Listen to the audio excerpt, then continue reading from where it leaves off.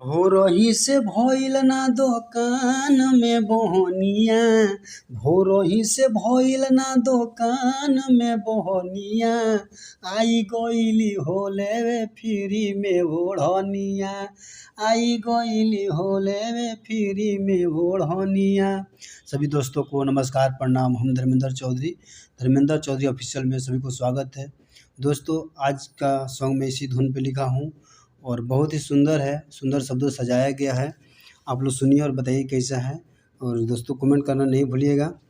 दोस्तों, मेरे गांव का पंकज कुमार नाम का लड़का दोनों आँख से सूर है, अपने गांव के नज़दीक मंदिर चणी धाम में जाके माई से गुहार करता है। कहता है क्या? हरे अन्हारा बायाइल माई खोल दी के बड़िया, हरे अन्हारा बायाइल माई खोल दी के बड़िया, दुआरा पखड़ा होके करेला गोहरिया, दुआरा पखड़ा होके करेला गोहरिया।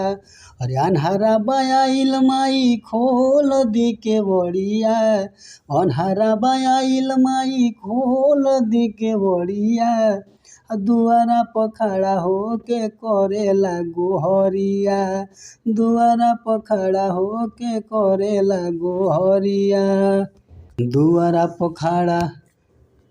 पखड़ा होके करे माई माई, कहेला कि फिर से दे आँखिया लौटाई, आँखिया लौटाई, दुआरा पखड़ा होके करे माई माई, करे माई माई, कहेला कि फिर से दे आँखिया लौटाई, आँखिया लौटाई। हाथवा में ले ले बड़ुए धूप अगरबत्तिया, हाथवा में ले ले बड़ुए धूप अगरबत्तिया, दुआरा पखड़ा होके करेला गोहरिया, दुआरा पखड़ा होके करेला गोहरिया।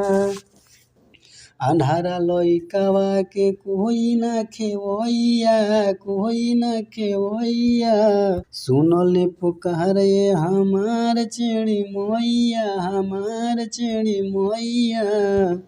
अन्हारा लइकावा के कोई न खेवैया, सुनले पुकारे हमार चेड़ी मैया।